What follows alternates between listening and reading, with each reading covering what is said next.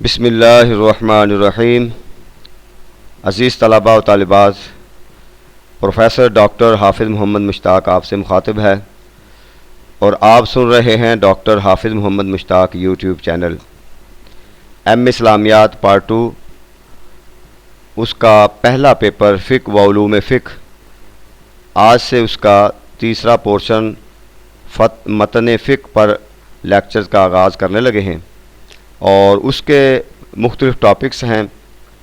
اور مختلف کتابوں کے حوالے سے چیپٹر آپ کے سلیبس میں شامل ہیں۔ لیکن سب سے پہلے میں نے جو سلیکٹ کیا ہے وہ ابن رشد کی کتاب ہے بدایۃ المجتہد، اور آپ کے جو سلیبس میں ہیں وہ کتاب الطلاق کے پہلے 3 چیپٹر آپ کے سلیبس کا حصہ ہے۔ اور یہ سلیبس جس کی میں بات کر رہا ہوں یہ پنجاب یونیورسٹی کا سلیبس ہے۔ جو باقی یونیورسٹی کے اسٹوڈنٹس ہیں وہ بھی چیک کر لیں، موسٹلی یونیورسٹیوں کے سلیبس ایک ہی ہوتے ہیں، بہت معمولی سا فرق ہوتا ہے۔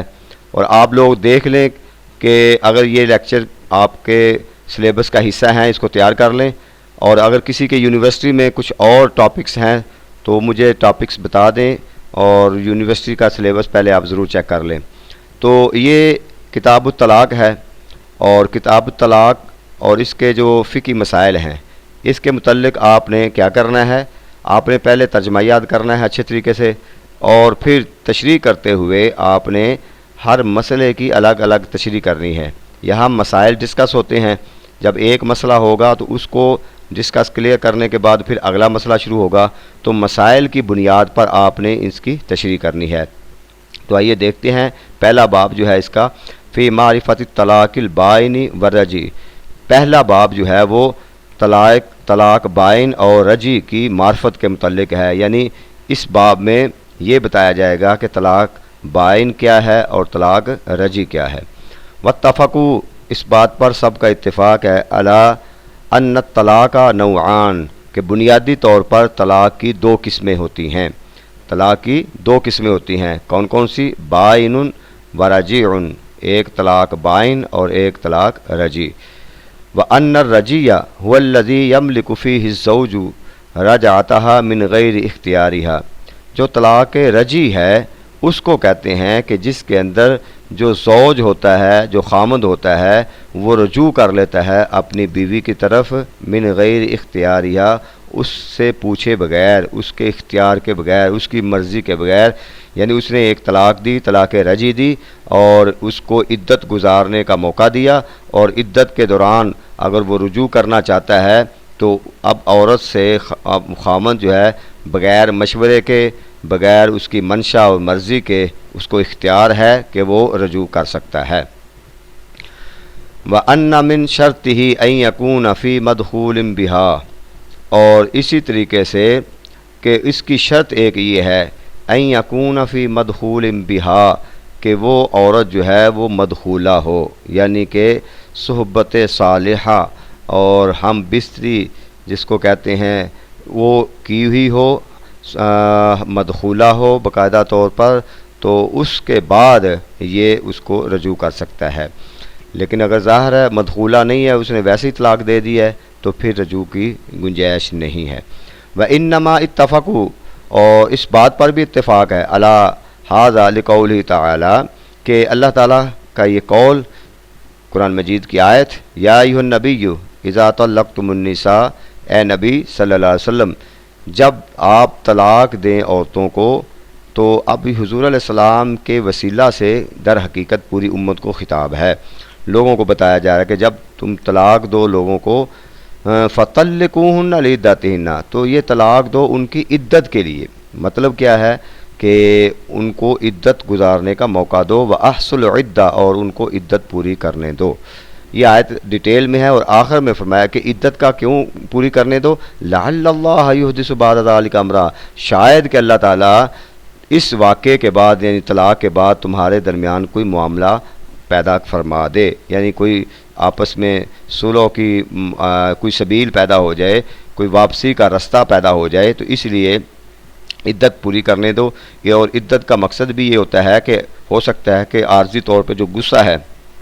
اور وہ غصہ ٹل جائے، اور اس کو احساس ہو جائے اور آپس میں تو خاندان کو تباہ و برباد کرنے کے بجائے وہ طلاق رجعی کے بعد آپس میں مل جائیں تو پھر وہ آپس میں ایک خاندان بن جاتا ہے، مل جاتے ہیں۔ تو اس لیے اللہ تعالیٰ کوئی نہ کوئی ایسا سبب پیدا کر دے۔ ایک تو عدت کی یہ حکمت ہوتی ہے، اور دوسری یہ ہے کہ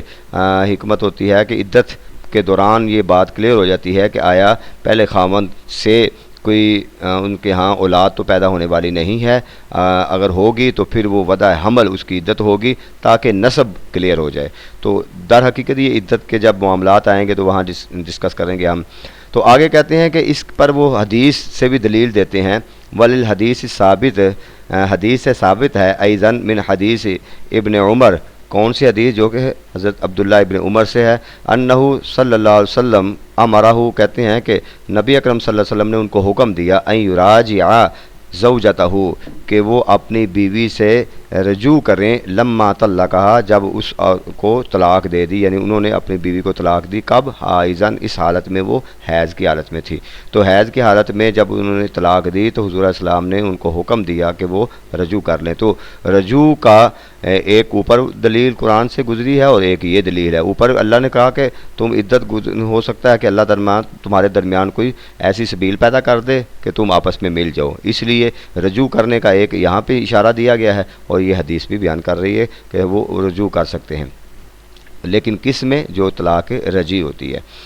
اس کے بعد ہے جی ولا خلاف فی ھذا، اس میں کوئی اختلاف نہیں ہے، یہ بات کلیئر ہو گئی، یعنی کہ رجوع کرنے والی ہے کہ اس میں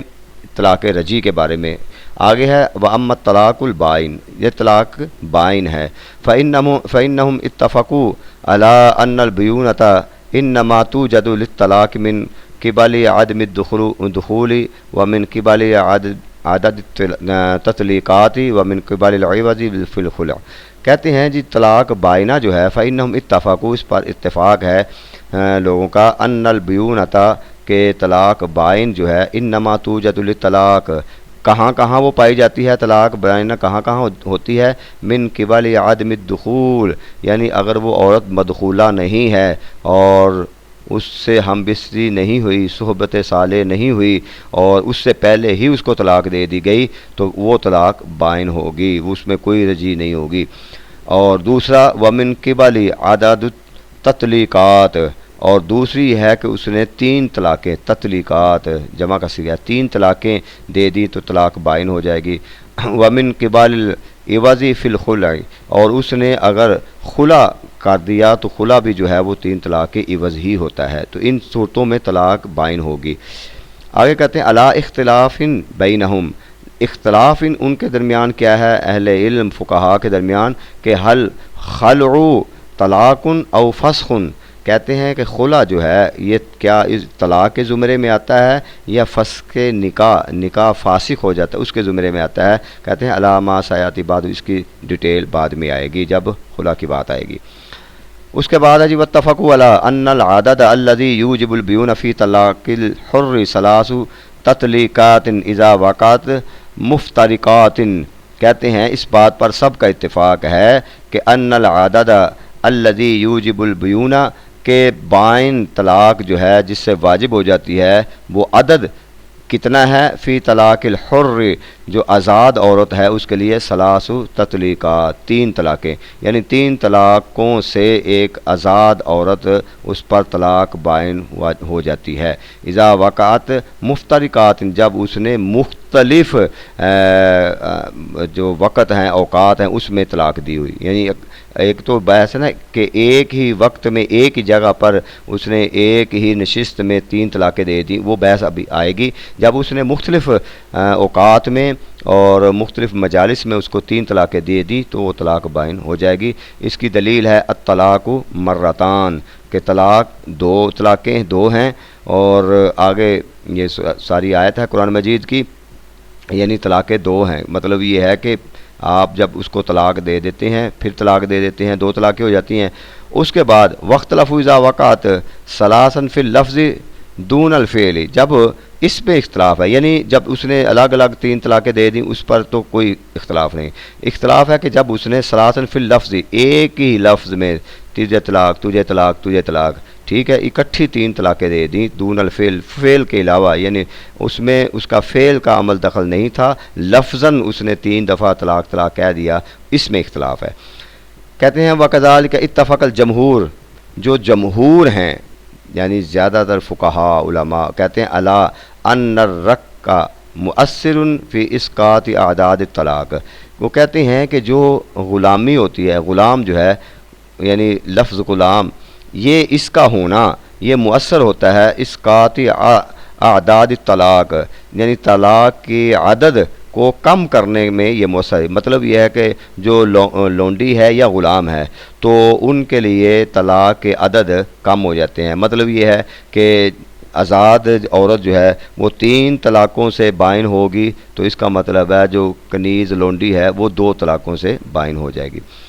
وَأَنَّ الَّذِي يُوجَبُ الْبِيُونَ فِي رِقِّ اثنتان، اسی طرح کہتے ہیں کہ وہ طلاق بائن واجب ہو جاتی ہے، لاگو ہو جاتی ہے غلام کے لیے 2 طلاقوں کی بنیاد پر۔ واختلفوا، لیکن اختلاف اس پر ہے، یعنی اس پر تو اختلاف نہیں ہے کہ 2 طلاقیں دیں گے تو وہ طلاق ہو جائے گی، بشرط یہ ہے کہ وہ کون ہو، وہ غلام ہو، لیکن اختلاف اس بات پر ہے حل ھذا معتبر برق الزوج او برق الزوجہ، کیا اعتبار کیا جائے گا خاوند کی غلامی کا یا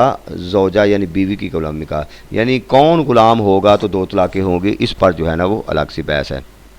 ام برق من رق منہما، یا پھر دونوں کی غلامی، ففی ھذا الباب اذن ثلاث مسائل، کیسے ہیں اس باب میں پھر یہ 3 مسائل جو ہیں وہ ڈسکس ہوں گے۔ اب انہوں نے انتہائی اختصار کے ساتھ تعارف بتا دیا کہ کیا کیا طلاق بائن کیا ہے، طلاق رجعی کیا ہے، اور غلام کی طلاق کیا ہے، اس پر دلیل بھی بیان کر دی۔ اب آگے جو ہیں